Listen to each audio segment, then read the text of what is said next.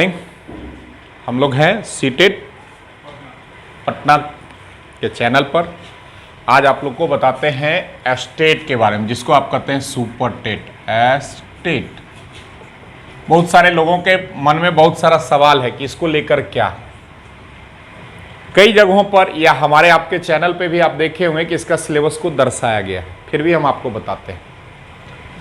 यदि हम 1 to 5 की बात करते हैं और चर्चा करते हैं तो आपका 100 मार्क्स पेपर फर्स्ट, ठीक। इसमें 2 वर्ग में बांटा हुआ है।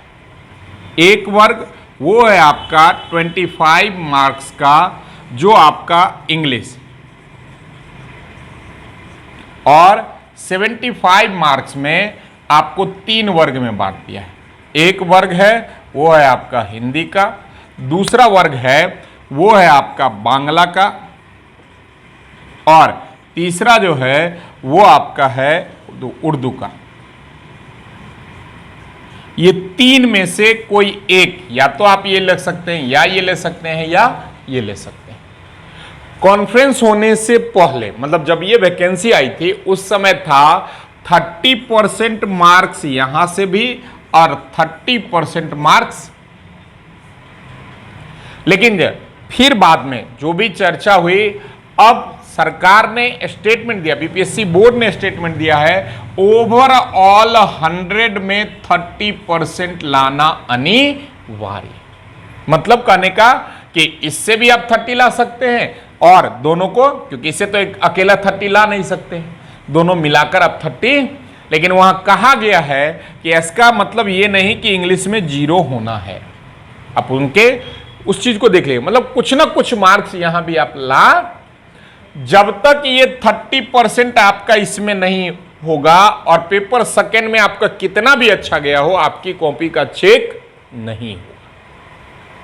मतलब ये पार्ट आपका क्वालिफाइंग है, तभी आप पेपर 2 आपका पेपर चेक होगा। नहीं तो यहां यदि कोई पास नहीं है तो दूसरा पेपर उसका कितना भी अच्छा गया हो, वो उसका कॉपी चेक नहीं होगा, ठीक। अब आइए जिस मुद्दा पर हम लोग चर्चा करने वाले हैं, जीएस को लेकर, अब है वो है भाग 2 के अंदर जी। हाँ, अभी तक के हिसाब से 4 क्वेश्चन यदि आपका एरर है तो 1 मार्क्स आपका कट जाएगा। लेकिन कल की बात हम कह रहे हैं, अभी तक जो चर्चा चल रही है, बहुत जगह न्यूज़पेपर सब देखिए कि ये हो सकता है घटकर 3 पर 1 आए। अभी हुआ नहीं है, इसको मतलब ये नहीं लीजिएगा, चर्चा चल रहा है। हो सकता है फॉर्म भरने टाइम यह भी रह सकता है, या खींच के कि कहना है कि बीपीएससी ले रही है तो रूल बीपीएससी के अनुसार होना चाहिए, तो इसीलिए हो सकता है वो घट के कितना पर आ जाए। यदि आप 3 एरर करेंगे तो 1 मार्क्स आपका चला जाए। 2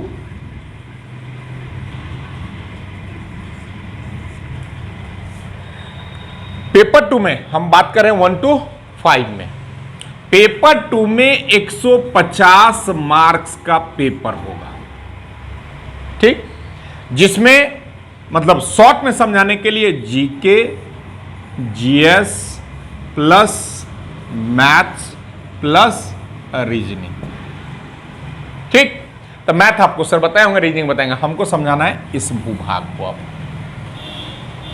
बापू इसका अगर चर्चा करें तो जीके का मतलब होता है जनरल नॉलेज, और जीएस का मतलब जनरल साइंस। कहने का मतलब कि यदि कोई आर्ट्स का बच्चा है तो उसको भी बेसिक साइंस की जानकारी होना अनिवार्य है, और यदि कोई साइंस का बच्चा है तो उसको बेसिक जनरल नॉलेज की भी आवश्यकता।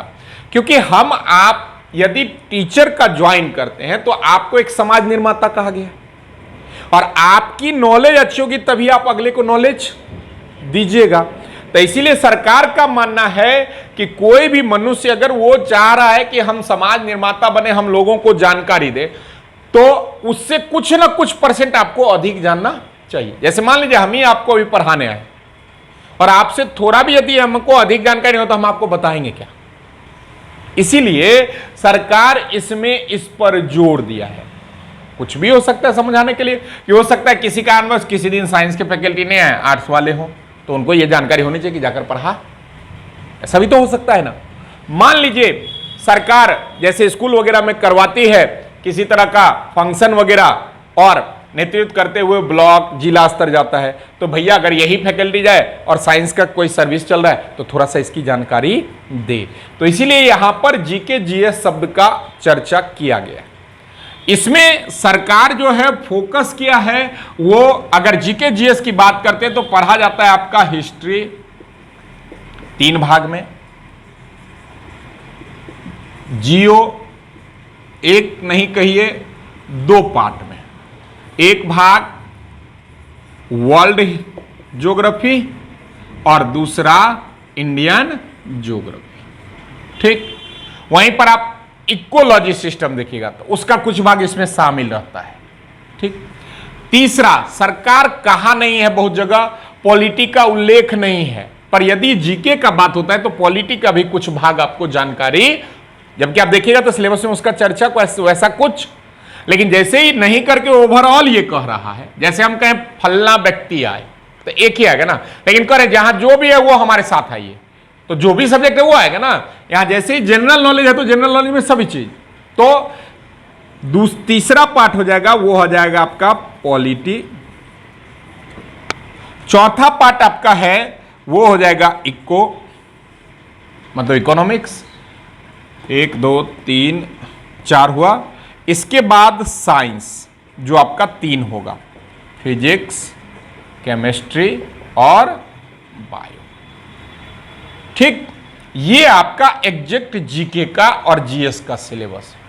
इसके साथ यहां पर जुड़ता है वो जुड़ता है करंट अफेयर्स।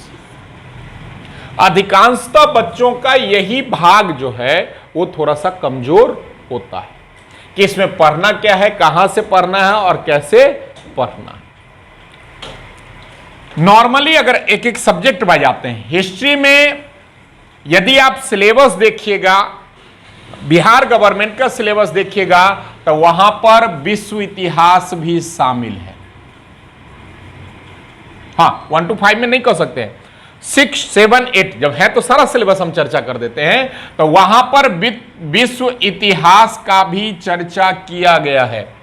हम कल ही रात में देख रहे थे क्वेश्चन के आधार पर, तो हमने देखा वहां पर रूस का रिवॉल्यूशन, फ्रांस का रिवॉल्यूशन, सबका उल्लेख किया गया है 9th 10th वाले किताब में।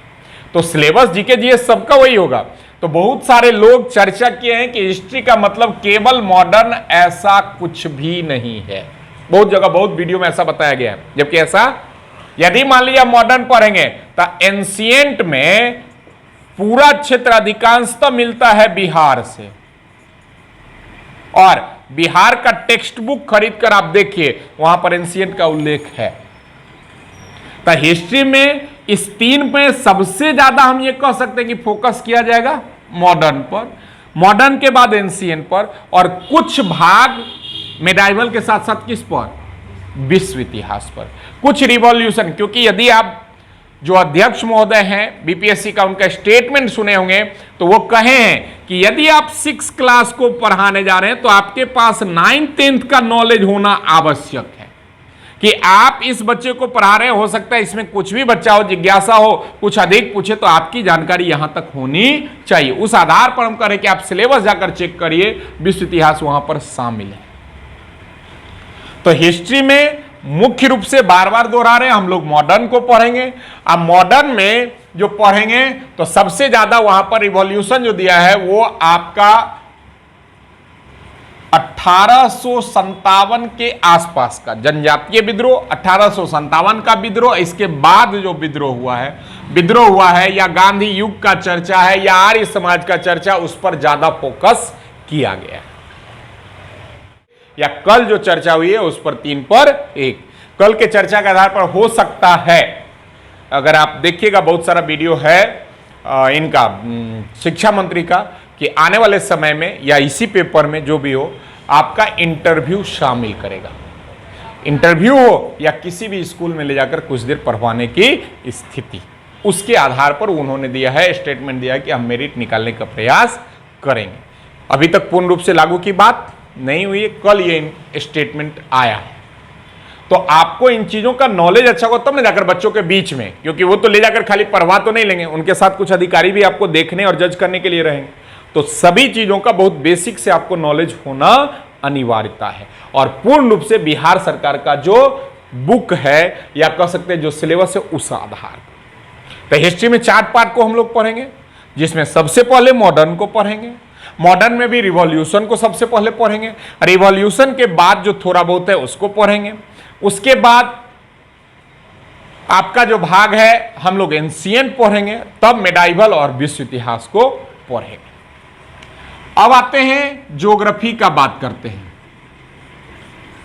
अगर आप 9th तक के ज्योग्राफी को देखिएगा तो वहां पर सबसे ज्यादा चर्चा भारत के ज्योग्राफी पर किया गया है, लेकिन 9th के कुछ भाग और 10th को भाग को लीजिएगा तो वहां पर विश्व ज्योग्राफी का भी उल्लेख किया गया है।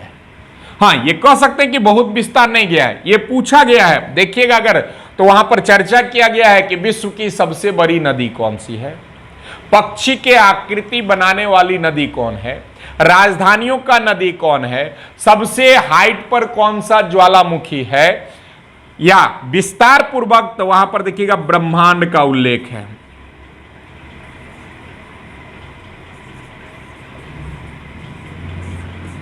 जिसके अंतर्गत हम लोग सूर्य के साथ साथ उसके जो 9 ग्रह हैं, 9 ग्रह के अलावा उल्का पिंड वगैरह का उल्लेख है, पुच्छल तारा का उल्लेख है, आकाश गंगा का उल्लेख है, या बिग बैंग थ्योरी का चर्चा है, वो एक पॉइंट यहां से निर्धारित है। जैसे क्षोभ मंडल, समताप मंडल, इसका उल्लेख है।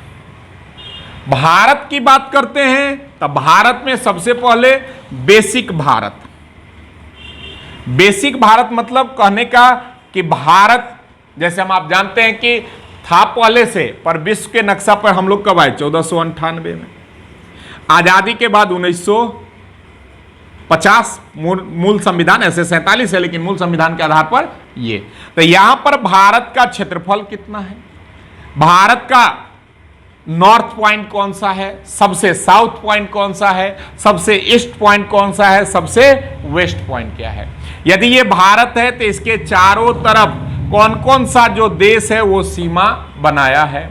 अगर देश मान लीजिए पाकिस्तान कहते हैं, चाइना कहते हैं, बांग्लादेश कहते हैं, तो इन देशों से भारत के कौन कौन राज्यों ने अपनी सीमा को लगाया है। इसके बाद यहां पर बेसिक कहेंगे तो यहां पर आपको पढ़ा जा सकता है कि भारत का टाइम जोन कहां पर है, भारत के तटीय भूभाग से कौन कौन सा राज्य जुड़ता है, टाइम जोन किन किन राज्यों से गुजरता है, भारत में कर्क रेखा के अंतर्गत कौन कौन सा राज्य है। इसको विस्तार पूर्वक पहली बार पहले चैप्टर में पढ़ा जाता है। उसके बाद जब यहां से निकलिएगा तब भारत में कौन कौन प्रकार का दर्रा, जिसको इंग्लिश में पास कहते हैं, 2 पहाड़ के बीच से किसी देश या किसी जगह जाने वाला जो क्षेत्र है तो दर्रा पूछ सकता है। आपसे पूछ सकता है सिक्किम में कौन सा दर्रा है, अरुणाचल में कौन सा दर्रा है, या इसी को उल्टा कह सकता है आपसे सिपकिल्ला दर्रा कहां पर है, बोमलियाड दल्ला कहां पर है, तो इनका उल्लेख किया जाएगा। उसके बाद ज्योग्राफी भारत में नेक्स्ट चैप्टर चले जाइएगा तो जो भी आपका भारत से संबंधित पहाड़ और पठार है, जैसे आप कहते हैं ना छोटा नागपुर का पठार, दक्षिणी का पठार, तो उस पठार में कहां कहां तक फैला हुआ है, क्या क्या उसके स्रोत हैं, क्या क्या उससे पाया जाता है। जैसे आपसे पूछता है कि भारत का रूर प्रदेश किसको कहा जाता है, छोटा नागपुर, ठीक। पर्वत की बात करते हैं तब पर्वत में हिमालय को भी कुछ वर्ग पढ़ते हैं, विश्व में भी हिमालय पढ़ा जाता है और यहां भी पढ़ा जाता है। विश्व में इसलिए कि नेपाल से जरा, और भारत में भी कुछ भागों में इसका हिस्सा है, तो दोनों जगह उसको मिलाकर पढ़ा जाता है कि हिमालय की कब उत्पत्ति हुई, किस किस क्रम में है, ट्रांस हिमालय क्या है, मध्य हिमालय क्या है, मान लीजिए 2 हिमालयों के बीच को जोड़ने वाले क्षेत्र को क्या कहा जाता है, विश्व के स्तर पर सबसे ऊंचा शिखर कौन सा है, यह हिमालय के संदर्भ में। अगर भारतीय पर्वत का बात करते हैं तो आपसे पूछा जा सकता है कि नंगा पर्वत कहां पर पाया जाता है, आपसे पूछा जा सकता है अमरकंटक कहां पर पाया जाता है, दक्षिण भारत की सबसे ऊंची चोटी कौन सी है, या आपसे पूछ सकता है कि अपशिष्ट जो अब पर्वत या पहाड़ जो है वह अब मिट्टी बनता चला जा रहा है, अरावली, पूछा जा सकता है सबसे प्राचीनतम कौन सा है। इसके बाद यहां पर जलवायु वगैरह के बारे में, भारत में कृषि किस जलवायु पर आधारित है, जलवायु कैसा है भारत का, मॉनसून कैसा है भारत का, उसका उल्लेख होगा। कुछ स्थलीय भूभाग को पढ़ा जाता है। स्थलीय भूभाग में भी मिट्टी को जोड़कर लोग पढ़ते हैं या अलग भी मिट्टी को पढ़ा जाता है। स्थलीय भूभाग में जैसे देखा कि गंगा का मैदानी भाग में किस किस राज्य की सीमा पड़ती है, या आपका दे सकता है दून प्रदेश किस क्षेत्र को कहा गया है, या इसी को उल्टा पूछा जा सकता है पंजाब का क्षेत्र जो है किस भूभाग में पाया जाता है। इसके बाद आप साथ में भी मिट्टी पढ़ सकते हैं या अलग से भी पढ़ सकते हैं कि भारत के किन क्षेत्रों में काली मिट्टी पाई जाती है, दोमट मिट्टी कहां से है, भारत के संपूर्ण भारत में कौन सी मिट्टी की अधिकता है। तो ये सब चीज कहां पढ़ेंगे, यहां पर।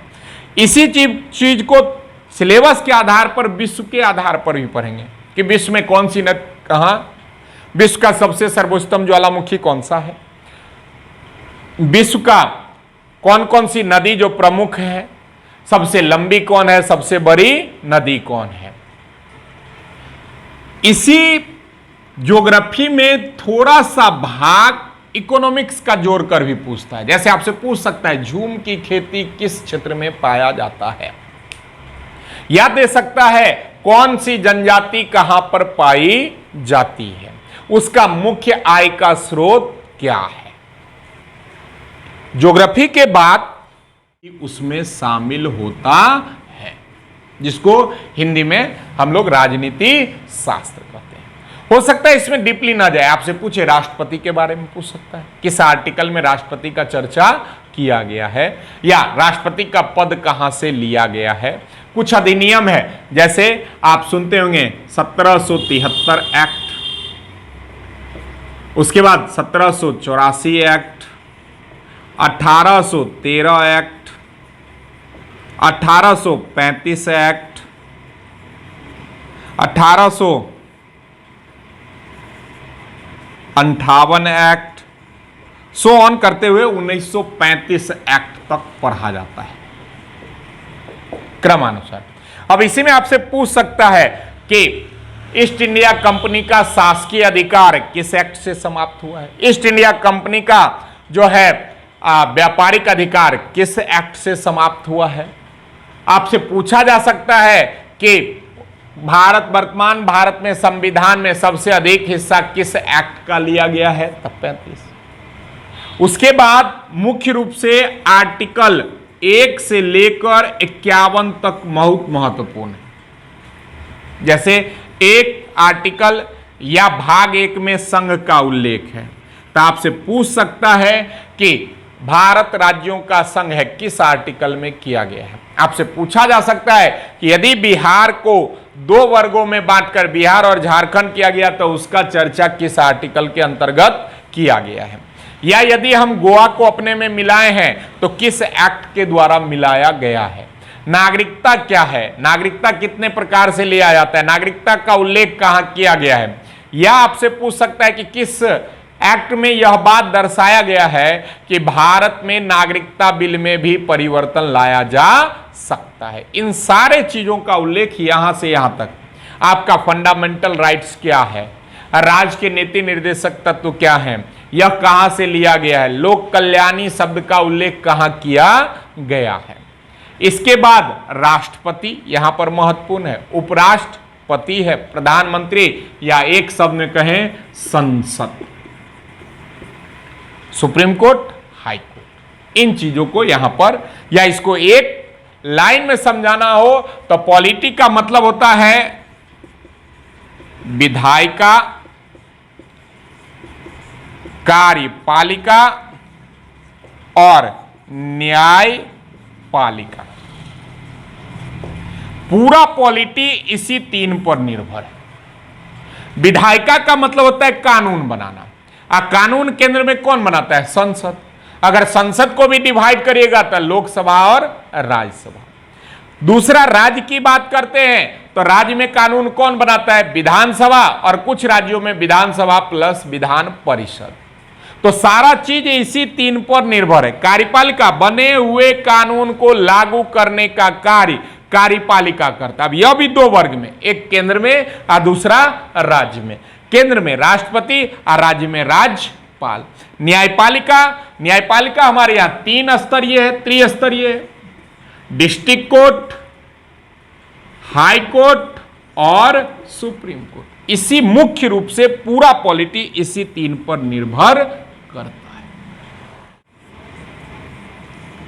इक्को की बात करते हैं तो यहां पर इकोनॉमिक्स का बेसिक पार्ट पूछा जाता है। जैसे भारत में कौन सा अर्थव्यवस्था लागू है? समाजवादी, मिश्रित, या आपसे देगा पूंजीवादी।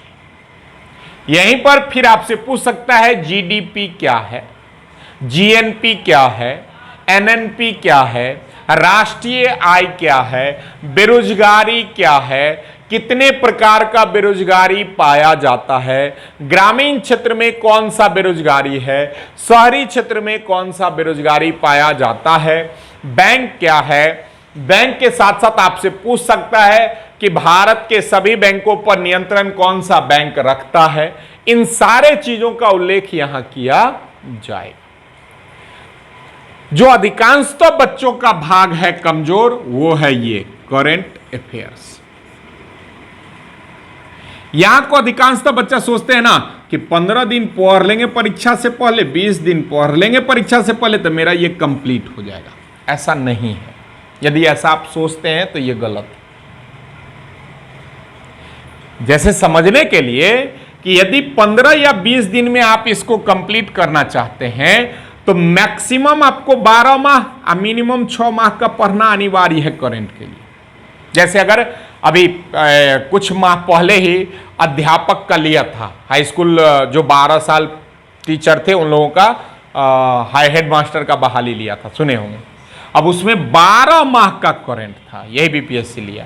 तो इसलिए हम कहें मैक्सिमम कितने माह, आप मिनिमम 6 माह पढ़ना है। यदि हम आपसे कहें कि साल भर का खाना आप 15 से 20 दिन में खा लीजिए, उसके बाद नहीं मिलेगा, खा पाइएगा? पॉसिबल ही नहीं है। क्योंकि यदि इसको बांटा जाए तो यहां कई वर्ग में बढ़ता है। जैसे क्या क्या बढ़ता है? पहला, राष्ट्रीय घटना। अब राष्ट्रीय किसी प्रकार का भी घटना हो सकता है, राजनीतिक भी हो सकता है, आपदा प्रबंधन से भी हो सकता है, साइंस एंड टेक से भी हो सकता है कि ये उपग्रह गया, वो उपग्रह गया। तो कई प्रकार की घटना होगी। अब महीना 30 दिन होगा तो मिनिमम 10, 12, 15 प्रकार का ये घटना हो सकता है कि नहीं हो सकता है? हो सकता है 30 का 30 दिन कुछ ना कुछ घटना हो, दोनों चीज हो सकता है। तो एक होगा राष्ट्रीय, फिर होगा अंतर। जैसे G20 का बैठक कहां हुआ? भले इस बार भारत में हो रहा है पर यह अंतरराष्ट्रीय मुद्दा है ना।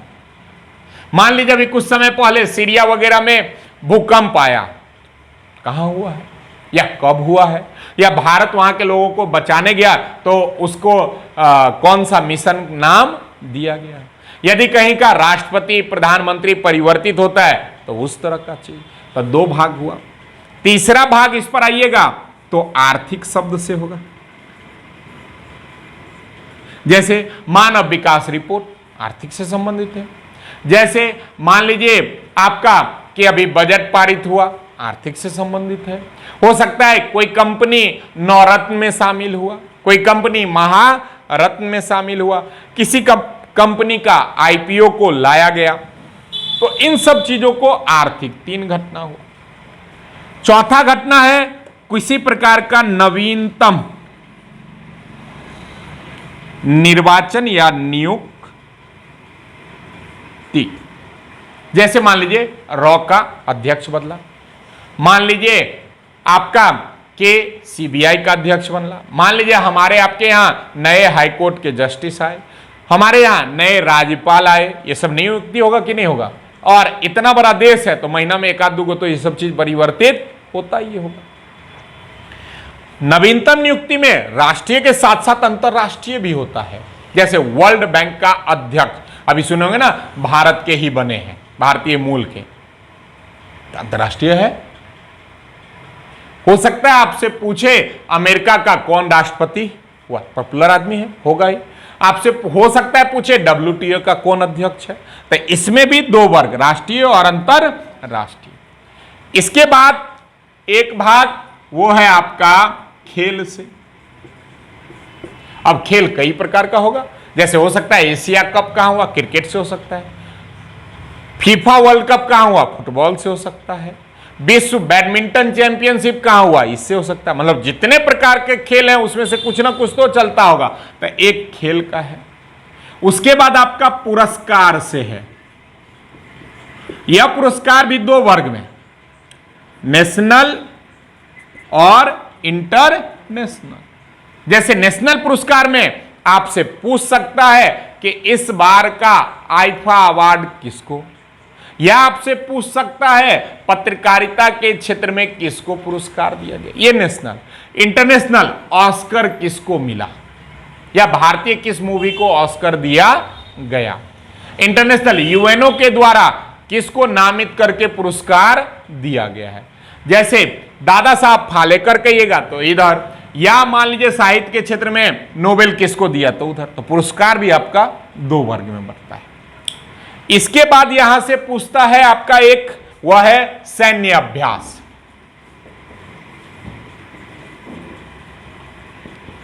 हो सकता है आपसे सवाल पूछे अभी हाल ही में भारत और अमेरिका के बीच कौन सा सैन्य अभ्यास हुआ, आपसे पूछे रूस के बीच कौन सा सैन्य अभ्यास हुआ। यहीं पर आता है डेट या तिथि हिंदी में, जैसे ओमेन डे कब मनाया गया है पूछा जा सकता है, उसका थीम क्या था। प्रवासी भारत कब मनाया गया, उसका थीम क्या था, उसकी बैठक कहां हुई थी। तो जो आप कहते हैं कि सीए जो 15 से 20 दिन में हो जाएगा, ये पॉसिबल, क्योंकि इसका कई बड़ा ब्रॉड क्षेत्र है। हो सकता है अगर साल भर पहले जाए तो हो सकता है अक्टूबर नवंबर में मान लीजिए नोबेल पुरस्कार दिया जाता है, आने वाले फिर अक्टूबर नवंबर में बदल जाए, आपका पेपर उसके बाद हो या कुछ ऐसा।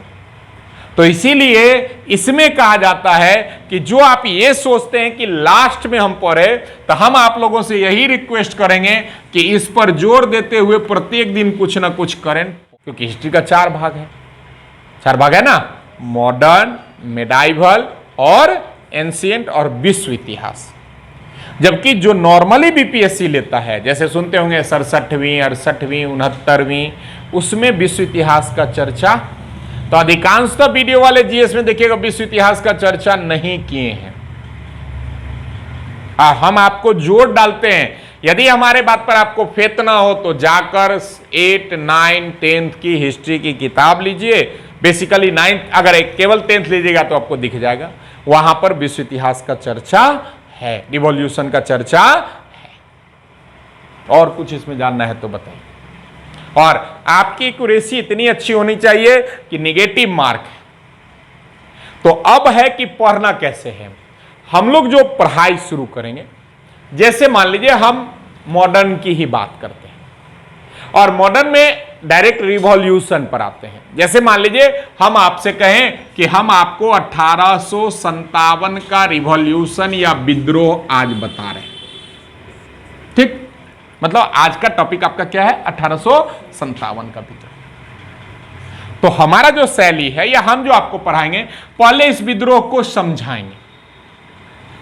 इस विद्रोह को समझाने के बाद कहीं कहीं पर पेन ऑफ मिस्टेक सवाल होता है। अब पेन ऑफ मिस्टेक सवाल क्या होता है, यदि हम आपसे पूछें नॉर्मली, अभी हमने कह दिया पेन ऑफ मिस्टेक, तो आप थोड़ा सा ध्यान देंगे, नहीं तो आप सिंपल से, हम आपसे पूछे 1857 विद्रोह प्रारंभ कहां से हुआ और 1857 विद्रोह का केंद्र कहां है। अगर परीक्षा के प्रेशर से पढ़िएगा तो दोनों क्वेश्चन में आपको लगेगा कोई अंतर तो है नहीं। अरे जहां से मान लीजिए भूकंप यहां से उठा तो केंद्र भी तो यही होगा ना, कि नहीं होगा। लेकिन यहां पर यह चीज नहीं है, इसको हम अपनी भाषा में कहते हैं पेन ऑफ मिस्टेक सवाल। यदि आपसे पूछे 1857 विद्रोह कहां से प्रारंभ हुआ, तो यह हुआ प्रारंभ बैरकपुर से। मंगल पांडे करते हैं, लेकिन मंगल पांडे को बंदी बना लिया जाता है, फांसी दे दिया जाता है और कुछ समय के लिए वह रुक जाता है। भारत में जो पूरे प्रचलित हुआ, वो प्रचलित हुआ मेरठ के कारण। तक केंद्र बिंदु क्या हो जाएगा और शुरुआत क्या हो जाएगा, बैरक। तो हम लोग जो पढ़ेंगे इसको समझेंगे, समझे के बाद जहां भी पेन ऑफ मिस्टेक सवाल हो, जैसे अभी लिखते हैं, एक क्वेश्चन और लिख रहे हैं, देखिएगा इसमें तो अंतर ही पता नहीं चलेगा। भारत में जौ और गेहूं का साक्ष्य कहां से मिला। अब दूसरा स्टेटमेंट है, भारत में गेहूं और जौ का साक्ष्य कहां से मिला। स्टूडेंट के नाते कोई अंतर है? कोई अंतर नहीं है, क्योंकि आपको नॉर्मली पढ़ा देते हैं लोग, और यहां दोनों का आंसर अलग है। जाकर आप प्रीवियस ईयर क्वेश्चन देखिए। यदि शब्द क्या लगा हो, जौ पहले, तो यह चला जाता है हड़प्पा से भी पहले, पाषाण काल में, जब मानव धीरे धीरे मनुष्य बनने के कगार पर था। और यहां पर आंसर जाता है मेहरगढ़। अब पहले यहां क्या लिख रहे हैं, तो यहां पर आंसर जाएगा हड़प्पा। तो जब तक आपको विस्तार पूर्वक समझाएंगे नहीं, आपके हिसाब से दोनों में क्या है, कोई भी, हम भी आपके जगह पर यहां बैठे रहे ना, इतना तो हम क्या कहेंगे, कुछ नहीं, सेम चीज तो है, इसके जगह पर उठा के इसको पहले रख दिया, इसके जगह पर उसको रख दिया। तो आपको कोई भी टॉपिक पहले समझाया जाएगा, समझाने के बाद, जैसे हमने अभी यहां पर दिखा ना कि 1857 समझाएंगे, तो आपको बताएंगे केंद्र क्यों बना और शुरुआत क्यों हुई। जैसे यहां हमने चर्चा किया, तो इसको पहले समझाया जाएगा, समझाने के बाद जो है आपको लिखवाया जाएगा। ठीक।